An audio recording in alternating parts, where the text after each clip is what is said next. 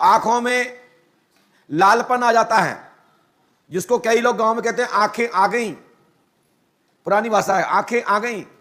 तो आंख, जिसकी आंख आ गई या आंख ककराने लगी, तो उस व्यक्ति को क्या करना चाहिए?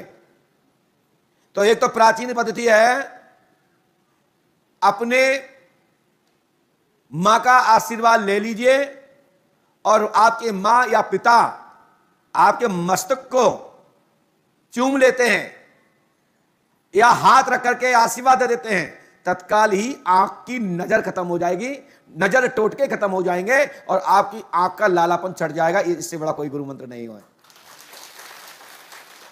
दूसरा टोटका था कि यदि किसी को आंख ज्यादा आ रही है, ज्यादा दिक्कत है, तो आंख पर 21 बार इस अंगुली को अपनी हथेली पे घुसे, इस अंगुली को घिसने के बाद आंख की पलक पे लगा लीजिए।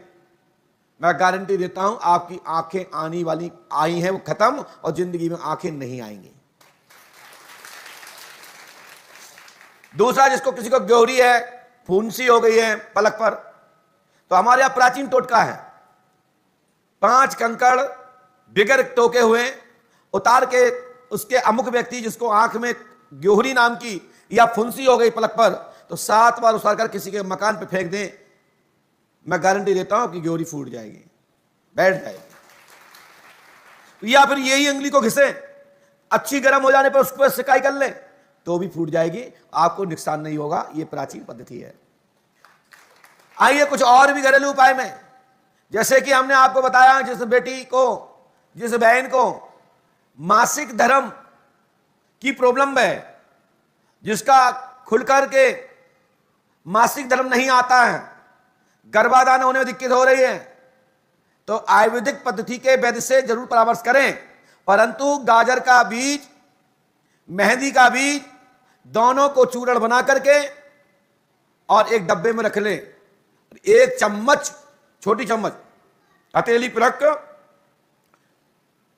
गाय के दूध से, श्यामा गाय हो या फिर कोई भी देसी गाय, एक दूध के गिलास में आप अपने फक लीजिए और ऊपर से दूध पी लीजिए। मैं गारंटी देता हूं कि 1 मास के अंदर कैसा भी मासिक धर्म ना आता हो, कैसे भी डॉक्टर ने मना कर दिया हो, तो उन माताओं बहनों को मासिक धर्म आ जाएगा, और मासिक धर्म आएगा तो गर्भाधान की सफलता प्राप्त होगी। आशीर्वाद। इसमें मंत्र पढ़ने की जरूरत ही नहीं है।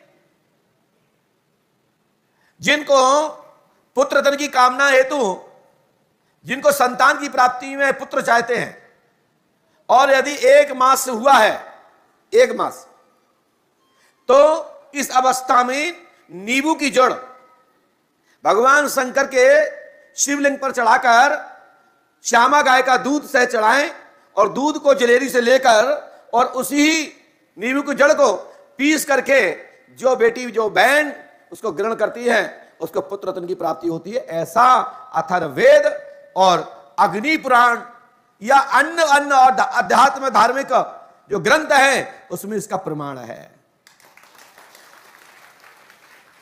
साथ ही मैंने आपको बताया ही, यदि भूत बाधा प्रेत बाधा है तो धतूरे के जड़ जो होती है, उस जड़ को निकाल करके रविवार को या बुधवार को या पुष्य नक्षत्र या कोई भी शुभ नक्षत्र में निकाल लेते हैं, सिद्धि योग में निकाल लेते हैं, उसके छोटे छोटे टुकड़ा कर लें और अपने हाथ में या बाजू में बांध लें, आपके ऊपर भूत बाधा नहीं रहेगी, जो मैं पूर्व में बता चुका हूं।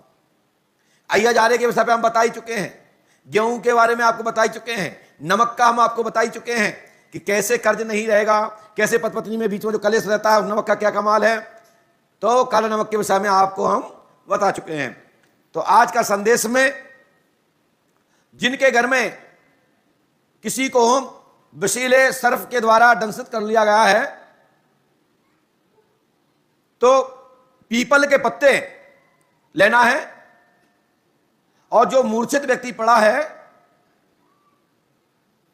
उसके कान में जो मंत्र हम पूर्व में बता चुके हैं, ओम कुरु कुल्ले फट स्वाहा,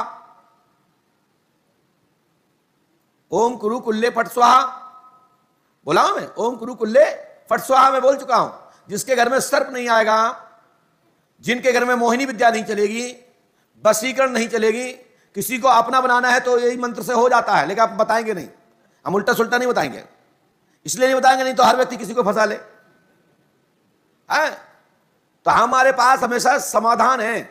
तो पीपल के पत्ते को 7 पत्ते लेना है, जो व्यक्ति को सर्प ने काटा है उसके कान में डालना है, ऐसा डालना है कि वो पर्दे तक ना जाए। आपका पीपल का पत्ता काला पड़ जाएगा, उसको रखते जाओ, दोनों कान में डालते जाओ, ऐसे ऐसे अंदर को, और निकालते जाओ, डालो निकालते जाओ, काला पड़ते जाएंगे। और जैसे ही कालापन खत्म हो जाएगा, एक चुल्लू में जल लो, उसके मुंह पे मार दो, सर्प का कैसा ही व्यक्ति मृत अवस्था में पड़ा हो वो जीवित खड़ा हो जाएगा। ऐसा हमारा वेद कहता है। हमने इस क्रिया का उपयोग तरीचर कला में करने का किया था, लेकिन वहां के लोगों ने इसको स्वीकार नहीं किया। हम कहीं जा रहे थे, पता लगा कोई सर्प ने काट लिया है, वो व्यक्ति मृत अवस्था में पड़ा है। तो मैं जब तरीचर जा रहा था, मैंने कहा था कि भैया उमाशंकर जी ऐसा कर दीजिए, 10 मिनट में खड़ा हो जाएगा। लेकिन वहां के लोगों ने कहा वो तो मर चुका है, मृत हो गया है। तो भैया अपन जबरदस्ती क्यों कहें, जबरदस्ती करना भी बेकार है।